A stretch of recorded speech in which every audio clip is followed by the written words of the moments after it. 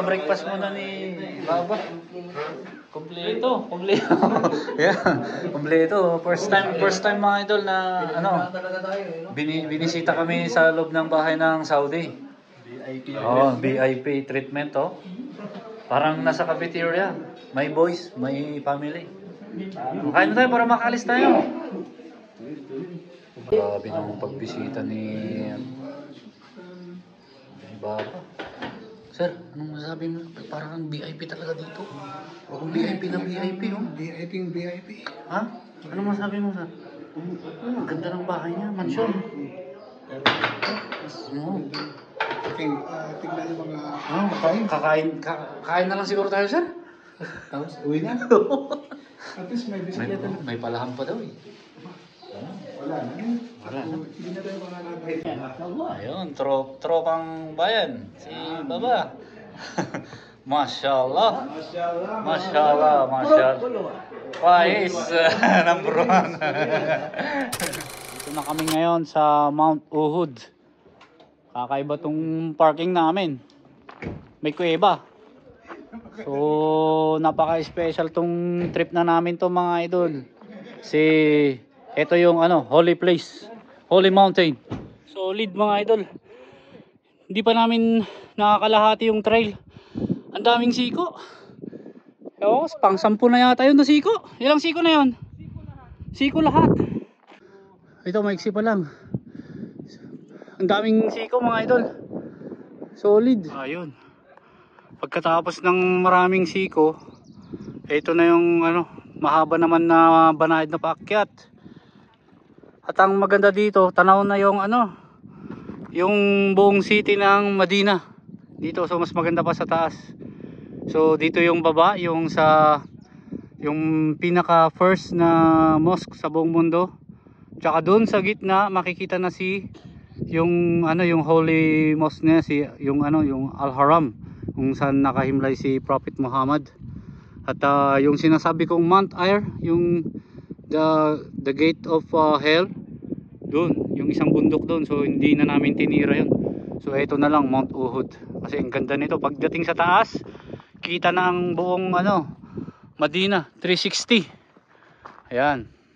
Sama natin may mga bikers at hikers mga idol. Ayan. Tinuro ni Baba. Ano yan? Dalo sampay Ay so? Wala, kinakain talaga yan. Baba akal Ayan. Mashallah. Kinakain pala to mga idol. Ang dami nito sa Tikman ko nga rin. Ito mga idol, tinuro sa amin ng lokal. Pag nagugutom ka na daw sa bundok, yan. Nakakain daw ito. So try ko. Konti lang muna.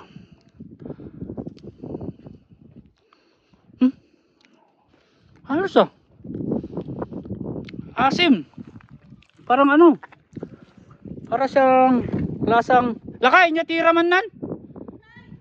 Bugnay. Ano ti Tagalog na ti bugnay? Ano yan?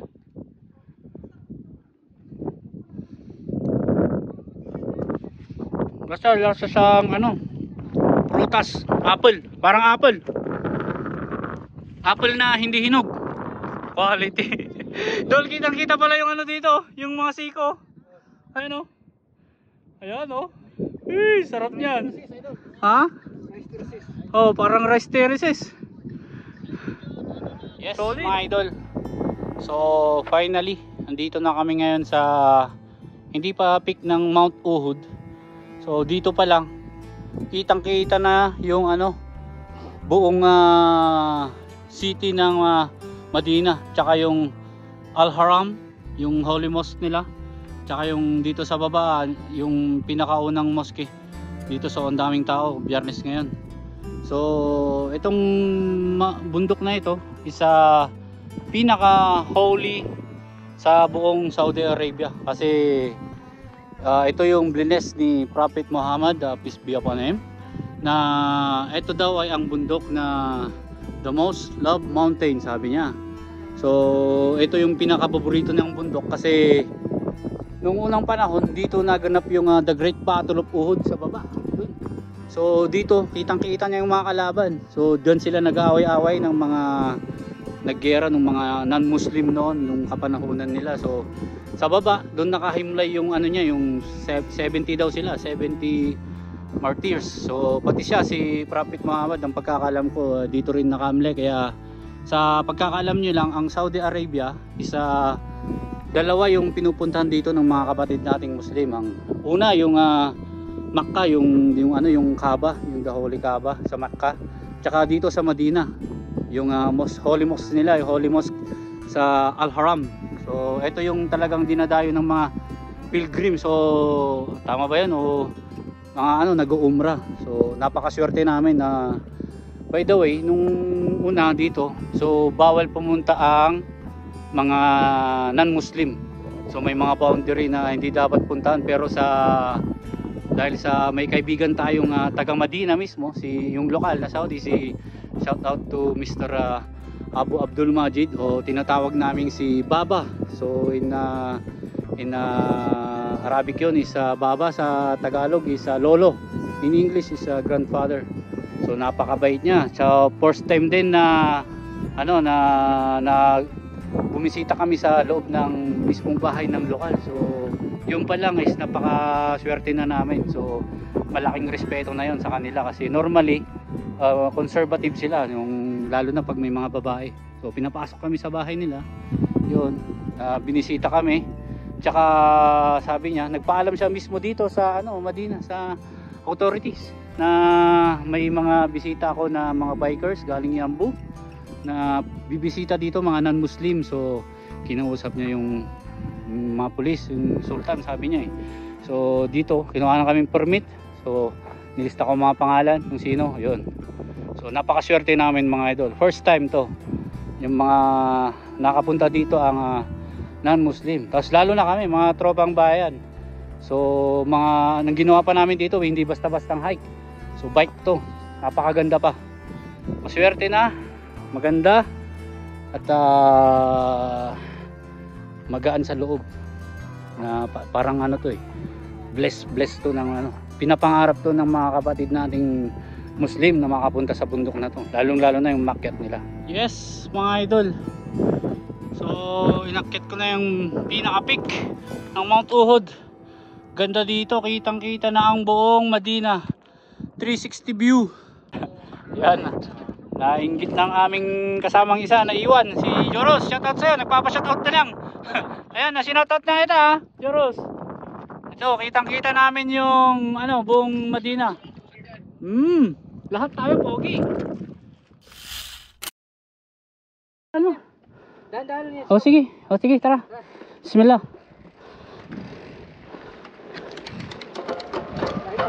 Higpitan niyo yung mga bike, ha.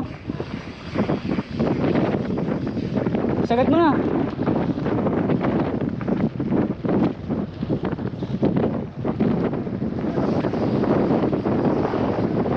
Yan na yung siko.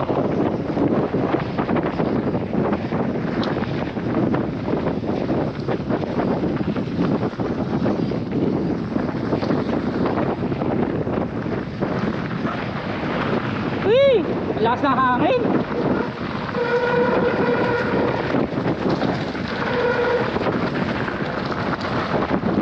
Lakas ng hangin, men. Tayo sa buhangin nito.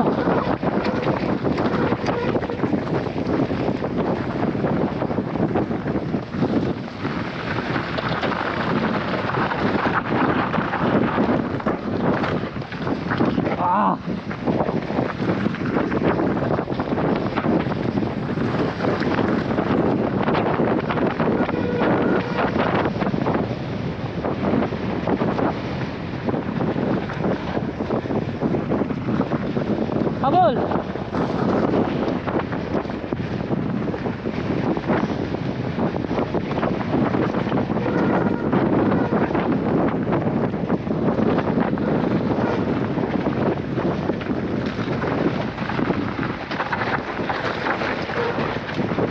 Oh, yung technique para hindi overshoot.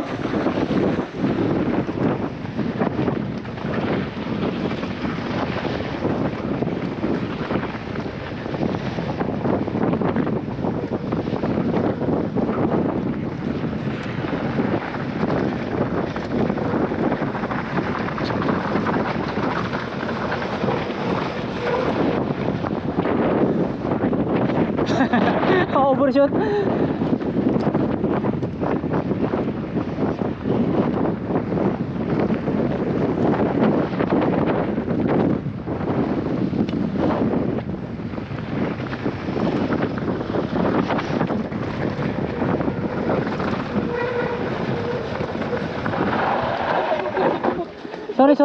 Sorry, Bi.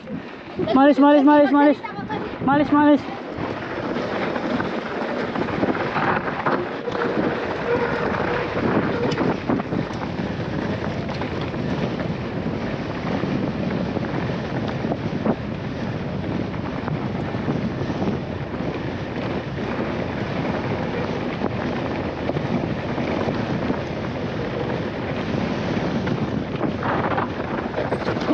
Oh shit, wow.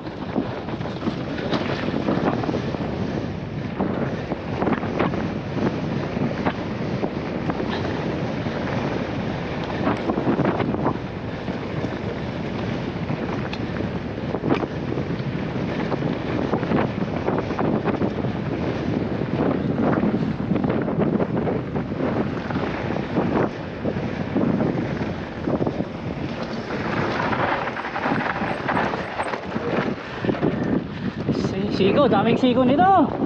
Puro siko. Dito natin kunin. Yan.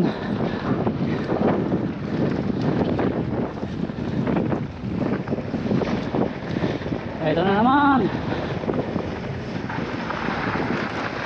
Wihee! Banking! Whee! Wow! Higang-higa! Sorry my friends. At enjoyin ko muna ito. Oh.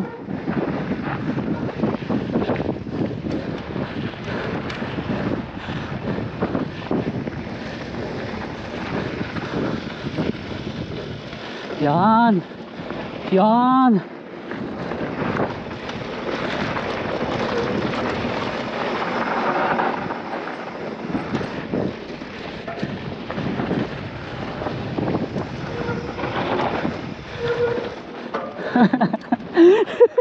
Nakahilo. Tukod. Whoop, sobra.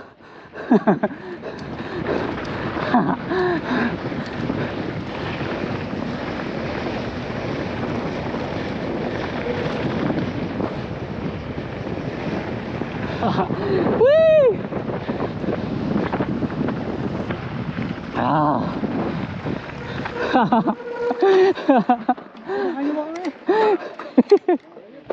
Bagal ba? Wala eh. Sensya na. Sarap eh. Hindi na ako naghintay. Nawala yung kadena ko. Nawala? Naputol eh. Bakit? Nawala eh. Ang lakas mo. Naiwan siguro. Hindi mo nakita? Hindi. Wala yung nakita? Wala. Wala yung kadena. Putol eh. Ito. Dati ko dito wala ka dito. Grabe ito ang kakaiba na bike na nagbike. Sobrang lakas. Pero nawala yung kadena niya. Doon. Hindi niya alam. Ibig sabihin yun, hindi siya pumipedal. Ayan yung pagkain natin, oh. Grabe naman ng pagbisita sa atin ni Baba. Ayan, oh. Uy. Grabe. Ito, oh, mga gutom na gutom. Ito lang yata ang gusto niyong puntahan eh. Oh, ayan. Masyaallah. Uy, grabe naman, oh. Kalas, ayun. Napaka... Uy, ang dami. Ayan, supra. Ayan, oh, ayan. Uy. Uy, pagdamo. Ang dami naman yan. Hadi ba ba? Dito pa lang sa pagbungad mo ng pagkain na. Ganda ng bahay ni Baba. Palasyo ang bahay niya. Yan. Palasyo ang bahay ni Baba, ang tropa namin. Grabe ang pagbisita naman sa iyo, Kabone. Grabe. Solid. Oh. Yan, dun sa kabila, family. Masyaallah. Kain lang, kain lang. Yan. Yun. Sa mga hindi nakakaalam, so ganito ang ano, ang Saudi style na kumain. Budol fight. Brotherhood yan. Sa kabila, family naman. Exclusive. Pura ano. Tama na mo ng pagbablog. Kain mo na. Grabe talaga. Dinala na naman ng style ng Pilipino itong sa Ibiya. Oh, grabe style Pilipino. Ay, yatay.